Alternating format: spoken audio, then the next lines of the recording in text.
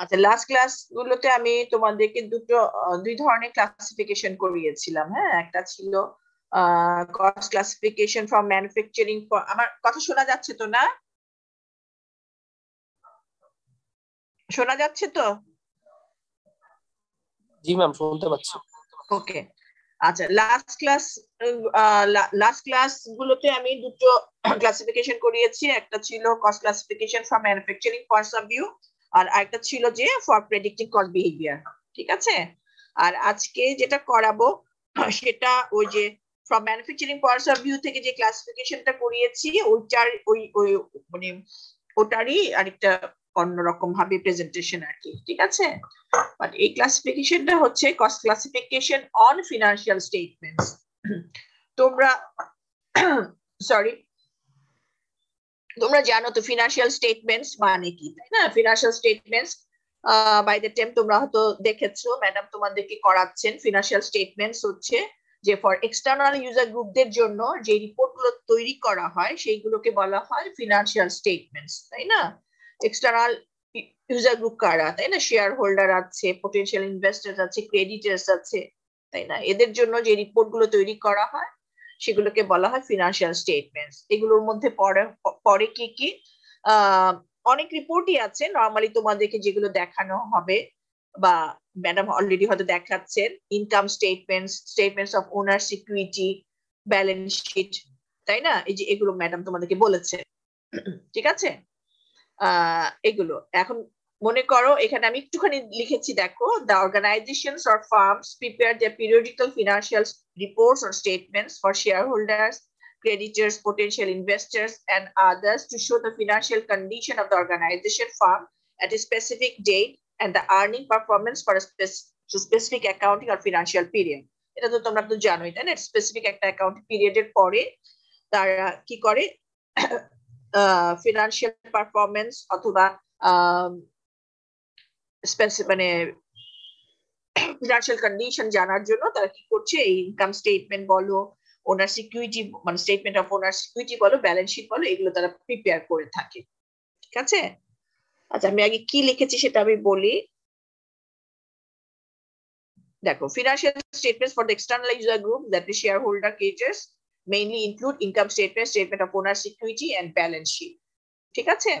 For manufacturing company format of an ইনকাম স্টেটমেন্টসটা কি? এখন বলো এই যে ইনকাম স্টেটমেন্ট, এই যে ইনকাম স্টেটমেন্ট, ব্যালেন্স শিট বা ওনার সিকিউরিটি বলো, এর মধ্যে ইনকাম স্টেটমেন্ট যেটাতে আমি আজকে ফোকাস করব, এই ইনকাম স্টেটমেন্ট কি দেখাচ্ছে? একটা স্পেসিফিক টাইম পিরিয়ডে কি পরিমাণ প্রফিট বা লস হচ্ছে সেটা শো করে। দ্যাট মিনস যদি প্রফিট বা লস যদি আমি দেখাই, কি পরিমাণ ইনকাম হচ্ছে বা কি পরিমাণ এক্সপেন্সেস হচ্ছে সেটা আমি দেখাচ্ছি। এখন মনে করো যে একটা ম্যানুফ্যাকচারিং অর্গানাইজেশনের ইনকাম স্টেটমেন্ট এক ধরনের হয়, সার্ভিস কোম্পানির ইনকাম স্টেটমেন্ট এক ধরনের হয়, তাই না? মার্চেন্ডাইজ কোম্পানির ইনকাম স্টেটমেন্ট এক ধরনের হয়, বাট একই জিনিসই, রেভিনিউজ এবং expenses. It is the difference between revenues and expenses. তাহলে এটার এটা দেখানো হবে। এখন ম্যাডাম তোমাদেরকে ডিপেন্ডিং অন দ্য টাইম এটা ডিটেইলস হয়তো দেখাবেন যে কিভাবে আমরা ইনকাম স্টেটমেন্ট তৈরি মানে কিভাবে কিরকম হয়। আর আমি তোমাদেরকে একটু সংক্ষেপে দেখাবো। দেখো, এটা ম্যানুফ্যাকচারিং কোম্পানি ইনকাম স্টেটমেন্টটা কিরকম হয়। আমি আবার বলছি, ম্যাডাম হয়তো তোমাদেরকে একটু ডিটেলস দেখাবে। যেমন এটা হচ্ছে সেলস, যেহেতু এটা ম্যানুফ্যাকচারিং কোম্পানি, আমরা গুডস বিক্রি করব, বিক্রি করে যে সেলস রেভিনিউটা আর্ন করবো সেটাকে আমি বলছি সেলস। সেলস অথবা sales revenue, whatever it is, sales. ঠিক আছে। লেস সেখান থেকে আমি বাদ দিচ্ছি কি, কস্ট অফ গুডস সোল্ড। এটা আমি একটু মানেটা বুঝাই দিচ্ছি। মনে করো একটা অ্যাকাউন্টিং পিরিয়ড, আমি অলরেডি বুঝিয়ে দিয়েছি হোয়াট ইজ অ্যাকাউন্টিং পিরিয়ড। একটা স্পেসিফিক টাইম পিরিয়ড, যে টাইম পিরিয়ডে আমি অ্যাকাউন্টিংটা করি, দ্যাট মিনস হিসাবটা আমি কমপ্লিট করি। দ্যাট মিনস একটা অ্যাকাউন্টিং পিরিয়ডে আমার কি পরিমাণ প্রফিট বা লস হচ্ছে সেটা আমি বের করবো এই ইনকাম স্টেটমেন্টের মাধ্যমে। মনে করো একটা অ্যাকাউন্টিং পিরিয়ডে আমি 12,000 ইউনিট প্রডিউস করেছি, বিক্রি করছি আমি 10,000 ইউনিট। তবে 10,000 ইউনিট বিক্রি করে যে সেলস রেভিনিউটা আমি আর্ন করছি, এই 10,000 ইউনিট প্রডিউস করতে আমার যা খরচ হয়েছে সেটাকে আমি বলছি কস্ট অফ গুডস সোল্ড। দেখো মিনিংটা কি, কস্ট অফ গুডস সোল্ড। যে পরিমাণ ইউনিট আমি সোল্ড করেছি তার cost, that means production cost. তোমাদের প্রশ্ন হতে পারে যে ম্যাডাম আমি তো 12,000 ইউনিট প্রডিউস করেছি, 12,000 ইউনিটের কস্টটা কেন আমি বাদ দিচ্ছি না? আমাদের একটা ম্যাচিং কনসেপ্ট বলে একটা কনসেপ্ট আছে। So according to that concept আমরা কি করি, যতটুকু রেভিনিউ আমি আর্ন করছি ওই রেভিনিউ আর্ন করতে গিয়ে যতটুকু আমার খরচ মানে এক্সপেন্সেস আমার ইনকার হচ্ছে অতটুকুই আমি এক্সপেন্সেস টুকু আমি কি করব, চার্জ করব এগেইনস্ট দ্যাট রেভিনিউ। ঠিক আছে? এখন মনে করো যে সেলস আমি করছি 10,000 ইউনিট, 10,000 ইউনিট বিক্রি করে যে রেভিনিউটুকু আমি আর্ন করব ওই 10,000 ইউনিট প্রডিউস করতে যতটুকু আমার খরচ হচ্ছে অতটুকুই আমি কিন্তু বাদ দেব। ঠিক আছে? সুতরাং এটাকে বলা হচ্ছে কি cost of goods sold. Sales থেকে আমি বাদ দিচ্ছি কস্ট অফ গুডস সোল্ড, পাবো কি আমি গ্রস প্রফিট। গ্রস প্রফিট থেকে দেন আমি বাদ দিব কি আদার অপারেটিং এক্সপেন্সেস।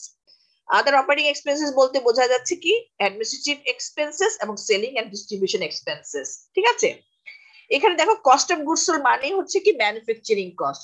তোমাদের মনে আছে কিনা জানি না, আমি যে ম্যানুফ্যাকচারিং পয়েন্টস অফ ভিউ থেকে যে ক্লাসিফিকেশন করিয়েছিলাম আমি তোমাদেরকে বলেছিলাম যে দুই ধরনের কস্ট হয়, একটা হচ্ছে ম্যানুফ্যাকচারিং কস্ট, একটা হচ্ছে নন ম্যানুফ্যাকচারিং কস্ট। ম্যানুফ্যাকচারিং কস্ট বোঝানোর সময় বলেছিলাম যে সাভারে আমার যত ধরনের খরচ হয় সেটা হচ্ছে ম্যানুফ্যাকচারিং কস্ট, তাই না? আর যে অ্যাডমিনিস্ট্রেটিভ কস্ট যে মতিঝিলে যে খরচগুলো হয় বা শোরুমে যে খরচগুলো হয়, সেলিং এন্ড ডিস্ট্রিবিউশন কস্ট, সেগুলো হচ্ছে যেমন এই কস্ট। ঠিক আছে? তার মানে প্রোডাকশন রিলেটেড কস্ট গুলো হবে কি আমার কস্ট অফ গুডস সোল্ড, আর আদার অপারেটিং এক্সপেন্সেস কস্ট হবে কি আমার অ্যাডমিনিস্ট্রেটিভ এবং সেলিং এন্ড ডিস্ট্রিবিউশন কস্ট। এটা হচ্ছে জাস্ট আমার একটা ইনকাম স্টেটমেন্টের একটা নরমাল একটা প্যাটার্ন। ঠিক আছে? এটা বাদ দেওয়ার পরে আমি পাবো কি net profit or net loss. এটা হচ্ছে একটা ইনকাম স্টেটমেন্টের একটা ফরম্যাট। আচ্ছা, আমি যেহেতু তোমাদের কস্ট অ্যাকাউন্টিং পড়াচ্ছি আমার টার্গেট হবে এই জিনিসটা দেখানো। আমি তোমাদেরকে শুরুতে বলেছিলাম যে কস্ট অ্যাকাউন্টিং এর পারপাসটা কি। কস্ট অ্যাকাউন্টিং এর পারপাসটা কি, সে হচ্ছে ইন্টারনাল রিপোর্ট তৈরি করতে সাহায্য করে। এট দ্য সেম টাইম আমি বলেছিলাম সে কিন্তু এক্সটার্নাল রিপোর্টিং এও সাহায্য করে, তাই না? তাই ঠিক আছে, এক্সটার্নাল রিপোর্টিং এ কিভাবে সাহায্য করে, এই যে ইনকাম স্টেটমেন্ট এটা কিন্তু কারা তৈরি করছে, ফিনান্সিয়াল অ্যাকাউন্টেন্টরা তৈরি করে, তাই না? ফিনান্সিয়াল অ্যাকাউন্টিং এর কাজ। কিন্তু এই যে কস্ট অফ গুডস সোল্ড এটা কারা তৈরি করছে, কস্ট অ্যাকাউন্টিংরা তৈরি করছে। দ্যাট মিন্স কস্ট অ্যাকাউন্টিংরা কস্ট অফ গুডস সোল্ড তৈরি করে ফিনান্সিয়াল অ্যাকাউন্টেন্টদেরকে প্রোভাইড করে, দেন তারা ইনকাম স্টেটমেন্টটা প্রিপেয়ার করে। সো আমি তোমাদেরকে আজকে দেখাবো কি how to prepare the cost of goods sold. ঠিক আছে? সুতরাং আমি এই ফরম্যাটটাকে দেখালাম, ফরম্যাটটা অবশ্যই তোমরা মনে রাখবে। প্রথমে সেলস থেকে বাদ দিব কি cost of goods sold, then gross profit, gross profit থেকে বাদ দিব কি আদার অপারেটিং এক্সপেন্সেস, তারপরে administrative cost, selling and distribution cost. এই দুটো যোগ করে আমি বাদ দিব এই গ্রস প্রফিট থেকে, পাবো কি net profit or the net loss. ঠিক আছে? আচ্ছা, এখন আমার টার্গেট হবে কি how to prepare the cost of goods sold. এখন আমি দেখি কি লিখেছি। While preparing the income statement of a manufacturing company to find out the profit or loss for the accounting period, cost accountant provide cost information relating to cost of goods manufactured in that accounting period, cost of goods sold in that accounting period, and other operating expenses like selling and distribution cost and administrative cost. ঠিক আছে? আমি just যেগুলো বলছি সেগুলোই আর কি লিখে দেওয়ার চেষ্টা করেছি। আচ্ছা, এখন তুমি দেখো এখন আমি কি করছি। Schedule of cost of goods manufacture and sold. কোন একটা স্টেটমেন্ট তৈরি করতে গেলে আমাকে অবশ্যই 3টা হেডিং দিতে হবে। জানি না বাই দ্যাট টাইম ম্যাডাম তোমাদের কোনো স্টেটমেন্ট করিয়েছে কিনা। যে কোনো ধরনের স্টেটমেন্ট করতে গেলে অবশ্যই আমাদেরকে 3টা হেডিং দিতে হবে। একটা name of the firm or the name of the organisation, name of the report and the time period. যদি কোয়েশ্চেনে যদি নেম অফ দ্য ফার্ম থাকে তোমাদের অবশ্যই নেম অফ দ্য ফার্ম দিতে হবে। আর যে শিডিউলটা তোমরা করছো, সে যদি ইনকাম স্টেটমেন্ট তো তৈরি করো, ইনকাম স্টেটমেন্ট তৈরি করার আগেও তোমাদের নেম অফ দ্য ফার্ম দিতে হবে, ইনকাম স্টেটমেন্ট লিখতে হবে and for the time period দিতে হবে। ঠিক আছে? আমি জাস্ট এখানে একটা ফরম্যাট দিচ্ছি।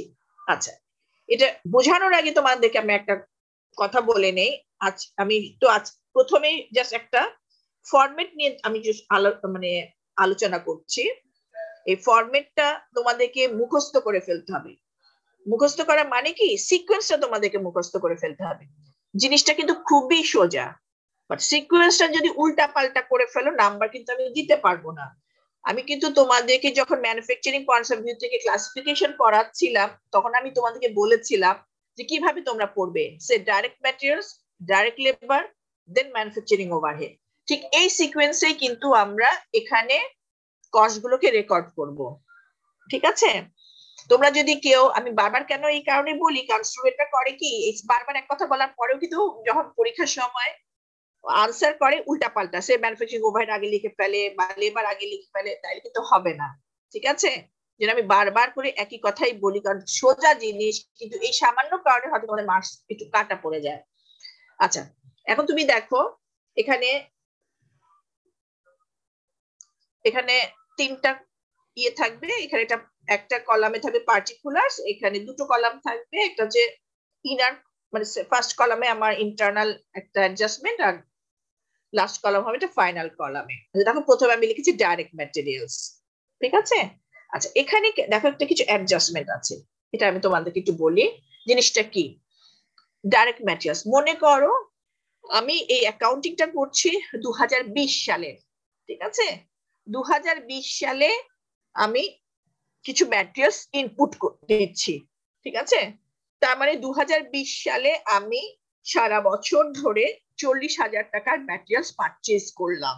তার মানে এই পুরো 40,000 টাকার ম্যাটেরিয়ালস প্রোডাকশন প্রসেসে যাচ্ছে। এখন দেখা যাচ্ছে যে 2020 সালের জানুয়ারি মাসের শুরুতে আমার কিছু র ম্যাটেরিয়ালস হাতে আছে। দ্যাট মিনস আগের বছরের কিছু র ম্যাটেরিয়ালস রয়ে গেছে, যেটা 2019 সালে মানে পুরোপুরি ইউজ হয়ে যায় নাই। দ্যাট মিনস 31 ডিসেম্বর 2019 সালে 31 ডিসেম্বরে গিয়ে দেখা যাচ্ছে যে মনে করো 5,000 টাকার র ম্যাটেরিয়ালস আমার রয়ে গেছে। দ্যাট মিনস 2019 সালে পুরোটা সেটা কনজিউম হয়ে যায় নাই, কিছু 5,000 টাকার র ম্যাটেরিয়ালস আমার হাতে রয়ে গেছে। দ্যাট মিনস 2020 সালের শুরুতে ওটা আমার হাতে রয়ে গেছে, সেটা এই বছরে আমার ইউজ হবে। ঠিক আছে, তার মানে টোটাল র মেটেরিয়ালস আমার কত টাকার অ্যাভেলেবল ফর ইউজ হবে? 40,000 প্লাস 5,000, দ্যাট মিনস 45,000 টাকার র মেটেরিয়ালস আমার হাতে থাকবে ফর ইউজ। ঠিক আছে, এখন at the end of accounting period, that means এই বছরে 2020 সালের 31 ডিসেম্বরে হয়তো দেখা যাচ্ছে যে আমার হাতে রয়ে গেছে 3,000 টাকার র মেটেরিয়ালস। তার মানে 3,000 টাকার র মেটেরিয়ালস তো আমার ইউজ হয় নাই। তার মানে আমার কত টাকা র মেটেরিয়ালস ইউজ হলো ইন দ্যাট অ্যাকাউন্টিং পিরিয়ড? 45,000 টাকা র মেটেরিয়ালস আমার অ্যাভেলেবল ছিল, মাইনাস 3,000 টাকা র মেটেরিয়ালস যেটা ইউজ হয় নাই। দ্যাট মিনস আমার র মেটেরিয়ালস কনজিউমড হয়েছে কত? 42,000 টাকা।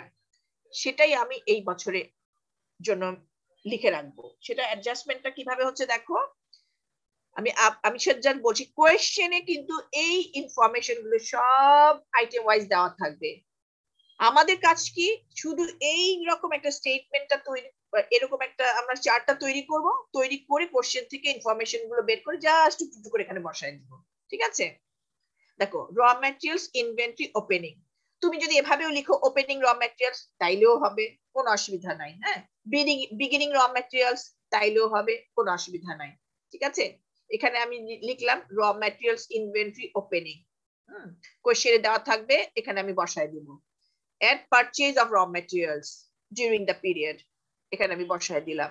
ঠিক আছে, raw materials available for use এখানে পেলাম। deduct, less বা deduct যেটাই বল না কেন, raw materials inventory ending, that means বছরের শেষে যেটা থাকবে সেটা আমি বাদ দিয়ে দিলাম। ঠিক আছে, বাদ দেওয়ার পরে পাবো কি raw materials used in the production অথবা raw materials consumed। ঠিক আছে, এখানে তুমি raw materials ও লিখতে পারো, ডাইরেক্ট ম্যাটেরিয়ালস ও লিখতে পারো, কোনো অসুবিধা নাই। আমি আবার বলছি, তোমরা যদি ডাইরেক্ট ম্যাটেরিয়ালস টার্মটাও ইউজ করতে পারো, র ম্যাটেরিয়ালস টার্মটাও ইউজ করতে পারো, কোনো অসুবিধা নাই। এখানে আমি বসায় দিলাম। ক্লিয়ার?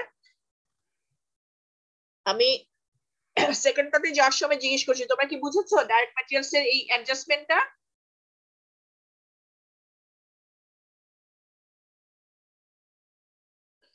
ডাইরেক্ট ম্যাটেরিয়ালস এর অ্যাডজাস্টমেন্টটা কি বুঝেছো? শুনতে পাচ্ছে না অনেকে, কি জানে। ডাইরেক্ট ম্যাটেরিয়ালস এর অ্যাডজাস্টমেন্টটা কি বুঝেছো? জি ম্যাডাম, বোঝা গেছে। এটা তো উত্তর দিতে হবে, এই জন্যই আমার অনলাইনে ক্লাস ভালো লাগে না, কোনো উত্তর পাচ্ছি না, কিছুই পাচ্ছি না। ডাইরেক্ট ম্যাটেরিয়ালস, হ্যাঁ, র ম্যাটেরিয়ালস ইনভেন্টরি, এই পারচেজ, এই ঠিক আছে, এটা দিলাম। তারপর হচ্ছে ডাইরেক্ট লেবার অথবা ডাইরেক্ট ওয়েজেস। আচ্ছা, এখন হচ্ছে manufacturing overhead, ABC, manufacturing overhead. ঠিক আছে, যা যা আছে। এখন হচ্ছে যে কোয়েশ্চেনে তোমাদেরকে অনেক ধরনের আইটেম দেওয়া থাকবে। অ্যাডমিনিস্ট্রেটিভ ওভারহেড থাকবে, সেলিং এন্ড ডিস্ট্রিবিউশন ওভারহেড থাকবে, ম্যানুফ্যাকচারিং ওভারহেড থাকবে। তোমাদের খুঁজে খুঁজে factory related, that means manufacturing overhead information গুলো এখানে নিয়ে আসতে হবে। আমি যতটুকু যেগুলো পেয়েছি, মানে আমার মাথায় এসেছে, সেগুলো আমি লিখে দিয়েছি। ঠিক আছে, এগুলো ছাড়া হয়তো আর থাকতে পারে, কোনো অসুবিধা নাই। যেগুলো তোমাদের মনে হবে যে ইটস রিলেটেড উইথ ফ্যাক্টরি, তোমরা এগুলো নিয়ে আসবা কোশ্চেনের মধ্যে, যেগুলো পাবা আর কি।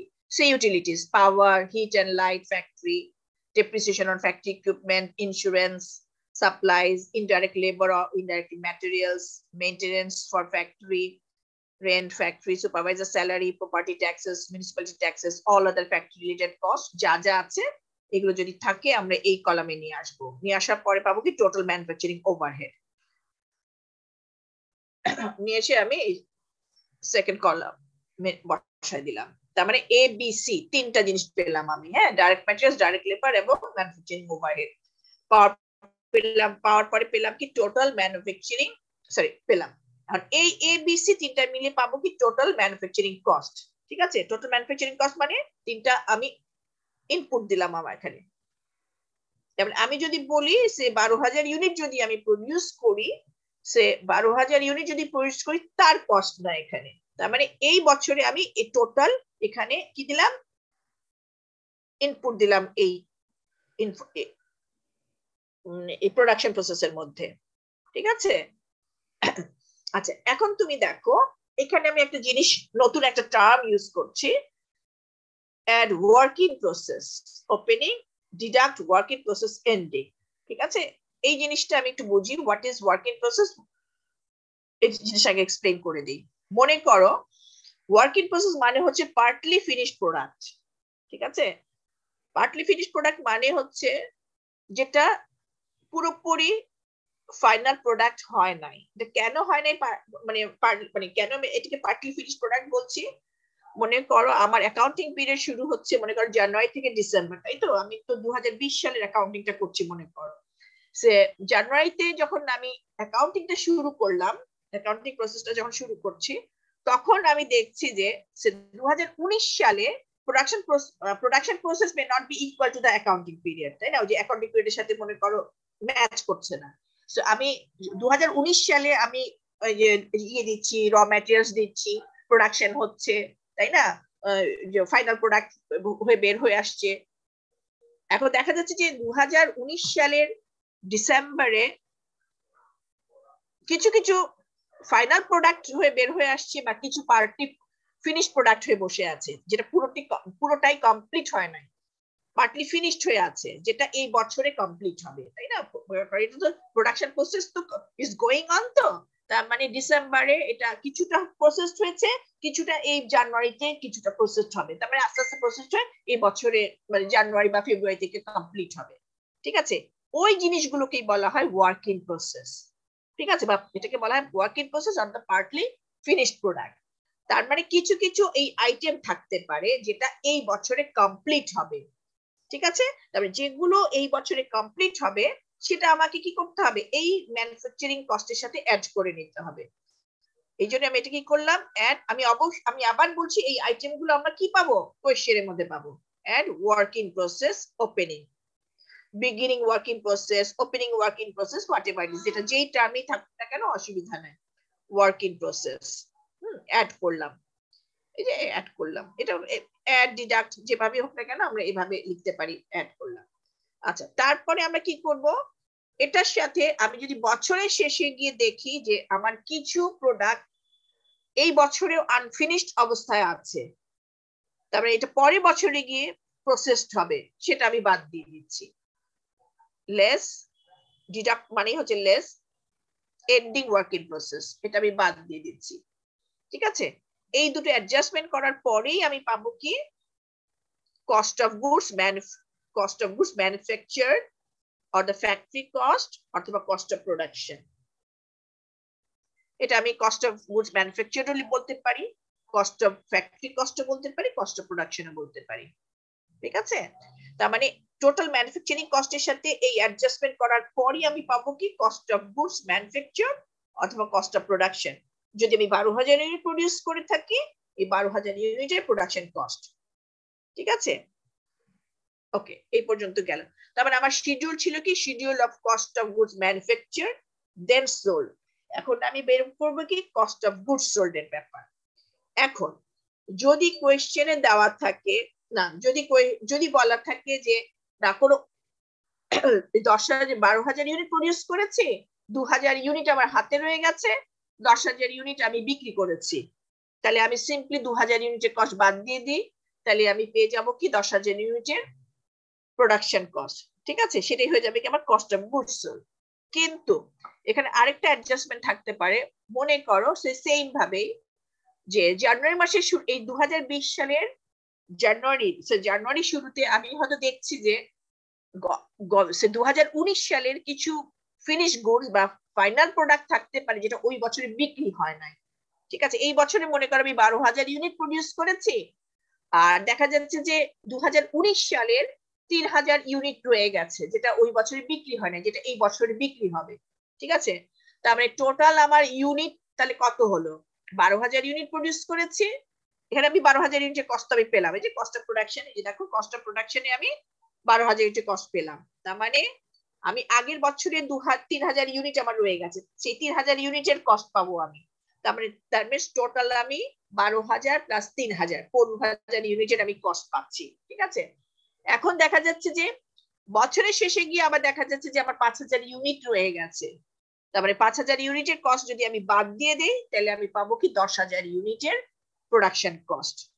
সেটাই হয়ে যাবে কি আমার কস্ট অফ গুডস সোল্ড। ঠিক আছে? এই দেখো অ্যাডজাস্টমেন্ট এইভাবে আমার করা হচ্ছে। এন্ড এই কস্ট অফ গুডস এর সাথে finish goods opening if any যদি থাকে, ইফ এনি এর সাথে আমি যোগ দিয়ে পাচ্ছি কি goods available for sell, deduct finish goods ending if any, পাবো কি আমি কস্ট অফ গুডস সোল্ড। ঠিক আছে?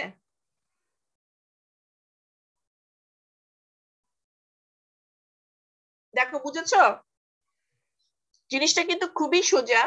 তোমরা করবে কি জাস্ট এই সিকোয়েন্সটা মনে রাখার চেষ্টা করবে।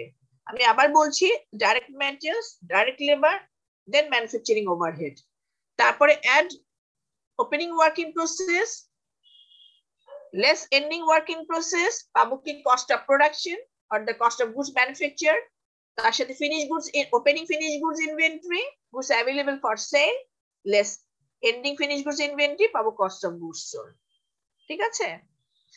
আর কখনোই এখানে তোমরা অ্যাডমিনিস্ট্রেটিভ কস্ট এবং সেলিং কস্ট নিয়ে আসবে না।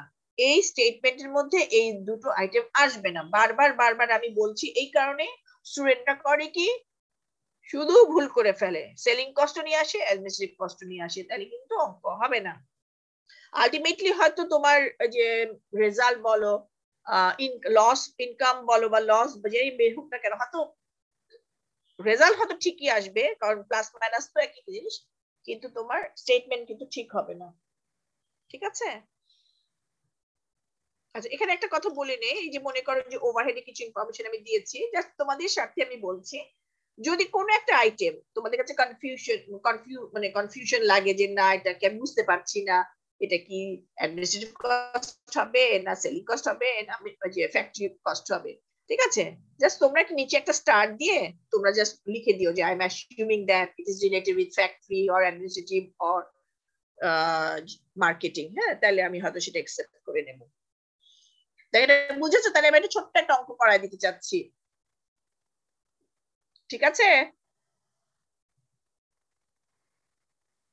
ওকে, দেখি।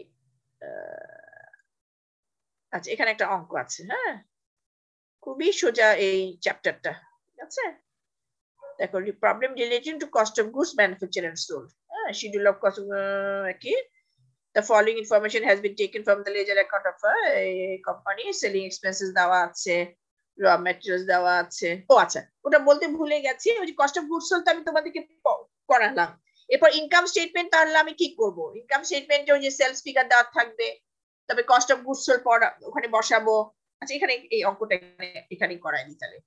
সেলিং এক্সপেন্সেস, র ম্যাটেরিয়ালস ইনভেন্টরি, দেখো দেখো দেখেছো এই যে সব ইনফরমেশন গুলো এভাবে দেওয়া থাকবে।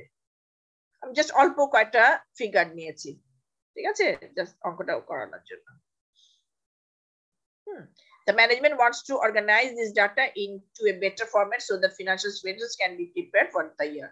So requirement: prepare a schedule of cost of goods manufactured good form, compute the cost of goods sold using data as needed from one to the prepare an income statement. ঠিক আছে, just এই কটা information দিয়ে দেখো schedule, এই যে তিনটা heading দিলাম, দাও ডাইরেক্ট ম্যাটেরিয়ালস, র ম্যাটেরিয়ালস ইনভেন্টরি, ঠিক আছে, এন্ড এটা র ম্যাটেরিয়ালস, ডাইরেক্ট লেবার বসাই দিলাম, ম্যানুফ্যাকচারিং ওভারহেড শুধু সবগুলো নিয়ে আসলাম ফ্যাক্টরি রিলেটেড, ঠিক আছে, এই যে পেলাম এটা মেইনটেনেন্স, ম্যানুফ্যাকচারিং কস্ট পেলাম, ওয়ার্ক ইন প্রসেস। আচ্ছা এখন তুমি দেখো আমি এখানে কস্ট অফ গুডস ম্যানুফ্যাকচার পর্যন্ত নিয়ে আসছি, ঠিক আছে, তোমরা এটার সাথে কিন্তু একই যেটা আমি দেখালাম চার্টে ফিনিশ গুডস ইনভেন্টরি অ্যাড ওভাবে করতে পারো, আবার অনেকে করে কি অনেক বইতে এবার আলাদাও করেছে, এই জন্য আমি আলাদাও দেখালাম, এটা আলাদাও করতে পারো একসাথেও করতে পারো, ঠিক আছে, কোনো অসুবিধা নাই। ধরো ইনকাম স্টেটমেন্ট, ইনকাম যে তিনটা হেডিং দিচ্ছি, লেস সেলস ফিগার কিন্তু কোশ্চেনে দেওয়া থাকবে, কস্ট অফ গুডস একটু আগে বের করলাম, এই যে অ্যামাউন্ট যেটা বের করা হলো, গ্রস মার্জিন অথবা gross profit less selling and administrative expenses, হ্যাঁ একসাথে আমি পেলাম। সেলিং এক্সপেন্সেস যা যা এখান থেকে খুঁজে খুঁজে বের করবা তোমরা, selling expenses, administrative expenses, total expenses, net income, net profit, কি সোজা না? ঠিক আছে। আচ্ছা এইখানে তুমি দেখো এই শীটের মধ্যে আমি তোমাদেরকে পাঠাই নাই মনে হয়, পাঠিয়েছি, এই যে প্রবলেম ফর প্র্যাকটিস, এখানে 4টা প্রবলেম আছে, এটা তোমরা প্র্যাকটিস করে দেখো।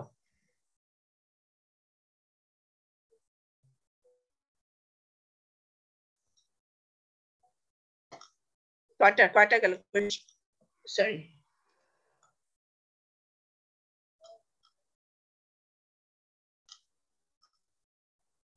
চারটা তোমরা প্র্যাকটিস করো, ঠিক আছে। আচ্ছা শোনো, আর যেটা হচ্ছে কি তোমরা গত ক্লাস পর্যন্ত যেটা হয়েছে কি সেটার প্র্যাকটিস শিট কি পেয়েছো? প্র্যাকটিস করার জন্য আমি আলাদা পর একটা দিয়েছি, ওটা কি তোমরা পেয়েছো? শেয়ার রেসপন্স করতে দেরি হচ্ছে কেন? জি ম্যাম, একটা ফাইল ম্যাম দিছেন, মানে দেখে ওটা ম্যাম পাই অবশ্য।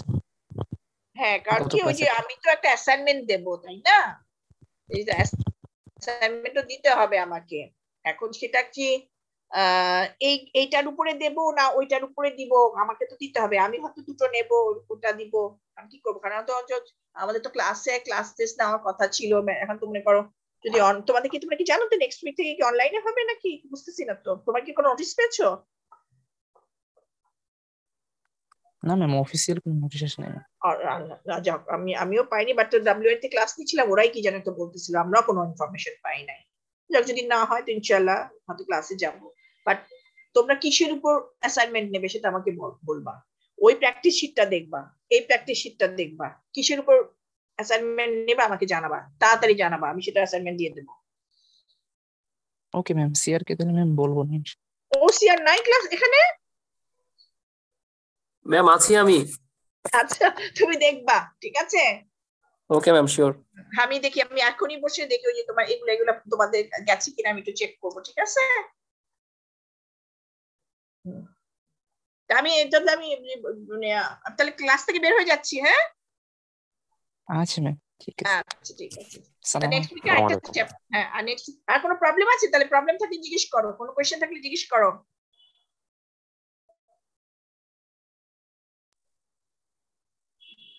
সামনাসামনি কি কথাও বলে না, কিছু না। আচ্ছা ম্যাম, কোশ্চেন এটা করলে ম্যাম নেক্সট ক্লাসে যদি কোশ্চেন থাকে নেক্সট ক্লাসে আমি জিজ্ঞেস করব। আচ্ছা ঠিক আছে, বাট ওই যে আমি দেখি যে, বাট সিআর কোথায়? সিআর তুমি দেখো ওই যে পেয়েছো কিনা, হ্যাঁ ওই যে আগে ক্লাসের প্র্যাকটিস শিট গুলো, ঠিক আছে। জি ম্যাম।